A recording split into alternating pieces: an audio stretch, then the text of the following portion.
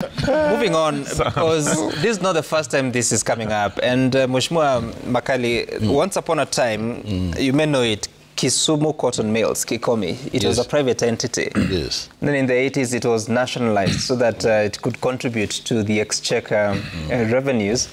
Then again, later, it was taken back to the private hands. And there was that ping-pong sort of game, and mismanagement led it to where it is today. It's just a rusty shell, nothing happening there. So how shall we safeguard to ensure that it is not a political opinion that is at play here to privatize, but maybe in the future, other governments or administrations may come in and say, we want it back to the national hands, and in between, losing a lot of value and time and resources? Okay, thank you, Sam. Maybe before I get to that question, Sam, just a bit of clarification on a number of issues. You know, when you look at the parastatals and you want to categorize them, there are those who are providing some social benefit. There are those who are playing the greater role.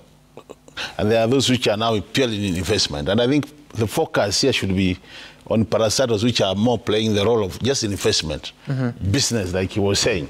And that's what we need to ask ourselves. Are we getting any dividends as a result of this parastatal being in place? So that if we are not, and they always, you know, like the other day we were discussing the KQ, and we discussed KQ here with you, where every year, through budgeting, we are pumping billions of shillings to KQ. We always say it's a strategic parastatal, but at the end of the day, the money being pumped there every year, in and out, can easily do better roads, can do better hospitals, and that's what we need to do in terms of balancing. But this process now, Sam, to avoid it being political, I think if we took a bit of time and look at the law, this new act, actually it's very clear what needs to be done. And I said, you know, being clear on what needs to be done and what is being done is a different matter. So for me, for example, there's a transitional arrangement in that law. Because we are asking ourselves, before we reviewed this law, there were parastatals which were lined up for privatization. What happens to them?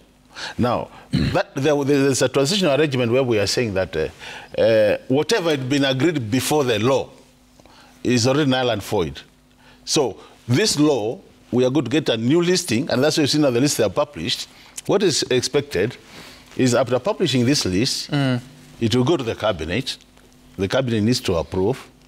Once approved by the cabinet, now Treasury, with the new authority, which has been created in this law, is now supposed to subject those 11 parastatals to a program. Okay. A program where they will tell Kenyans what are the benefits of this privatization.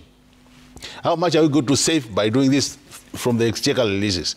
And after convincing now Kenyans that this is the program and these are the benefits and there is no creating of monopolies as a result of this, right, then they will do the bit as executive. They go through public participation executive. Then that is supposed to be handed over now to the National Assembly, which will actually carry almost like a parallel program. Through now the committee where I'm the vice chair, will provide leadership in the same program. Okay. Look at the benefit to the country, analyze then risks, do public participation again as Parliament, and then take it to the House for approval. Now, I said the only problem I see, and I agree with those who are saying let's go to court early enough, is because there's a situation where we might come to our side as Parliament, and my colleague will agree, and then you find that we don't do the due diligence from a parliamentary side, because of our own internal challenges which we are facing. But to me, I think really basically, as you said, this time I don't think there's any pressure from IMF. Initially, there was a bit of pressure. You remember, at some point, the World Bank and IMF did say that you need to restructure the universities. You remember at some point, that was pressure coming from. But I think this one, even though they are saying reduce the budget deficit, I don't think even despite their pressure that Kenya should give in to that pressure, because we have a very clear program of what needs to be done.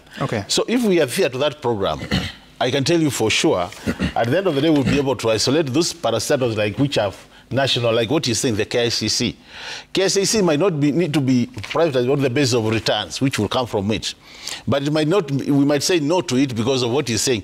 Sentimental kind of arrangement, issues of it being the history attached to it, even to an extent that it appears in our legal tender, the notes and all that.